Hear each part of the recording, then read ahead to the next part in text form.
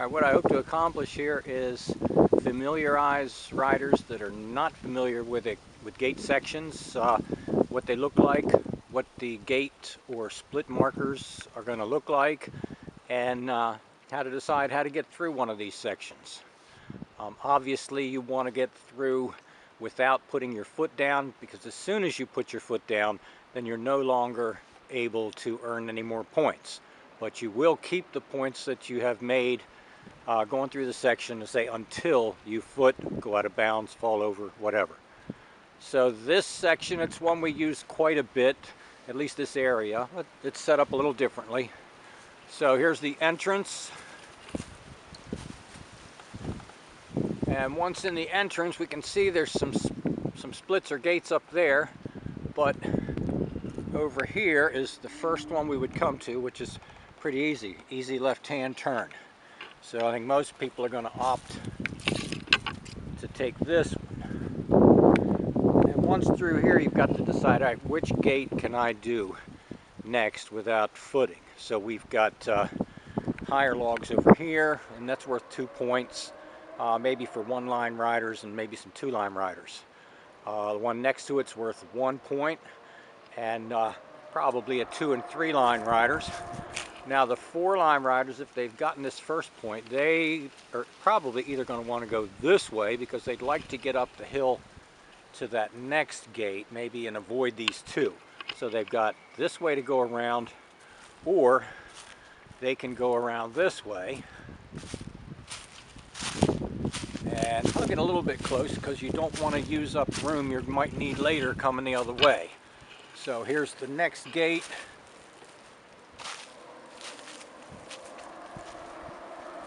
And as you can see, hopefully you can see, we've got the number marked, and then a corresponding, the little number on top says, yeah, this is the corresponding gate. Now the X on the right hand side means you can't go there. But if there's nothing on the opposite side of the number, then you can go there, it just doesn't earn you any points.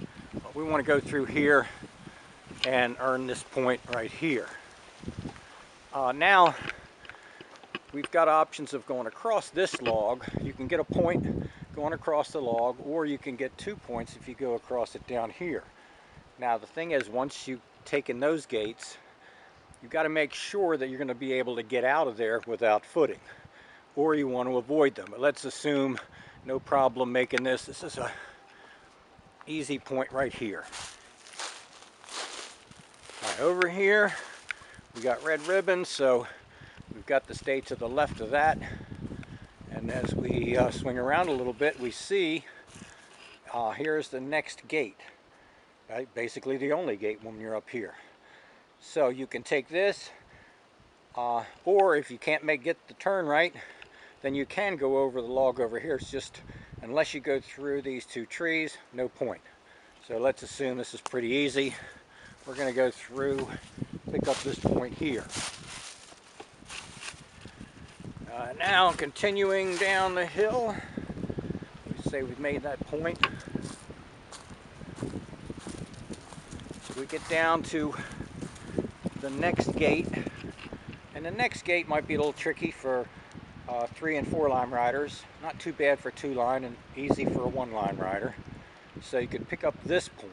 Now if you think, oh, I don't want to do that, then you can always go to the right and go up through here, or you can go to the left. As you see, there's on these markers, there is nothing on the left side there. It means you can go there. If it was an X, you couldn't. Same over here. You can go to the right of this. Doesn't get you any points, but there's no X, so you can go there. So what that does is that would bring you to the next possible gate. Now this is going to be a fairly tight turn, and it's going to result in another tight turn. But as you can see, we've got a gate marker here, says you go to the right, but you can't go to the left. It's because that's going to be an exit, so you can't go in between these 2 trees. But you can go here, pick up this point. So hard left-hand turn, and then you've got to make a U-turn in order to get it out and to get the next point. So that would probably mean coming down fairly low, making a nice turn. Now here's our exit. If you haven't footed yet and you're all the way here, you're going to get a point making the exit. The exit is actually a gate as well, but you just have to have not footed before you get here. So let's assume you've done very well so far, and out you go. So hopefully that gives you an idea of what the gate and split markers look like. And obviously, if you're going to do one of these sections, you want to study it first, because you want to make sure, oh, if I try that gate, can I get to another one? Or, you know, am I going to be okay getting to wherever I want to go from there? So you don't want to dive into one of these. You want to study it, figure out which gates you can get to fairly easily and not foot. And there you go. And once you foot, you just say, oh, I've already made 3 gates, I got 3 points, but I footed, I get 3 points for this section. So I hope that helps. Things will look a little bit different at New Windsor. I think Johnny is going to wrap the sections with tape all the way around, although it may not be red and blue.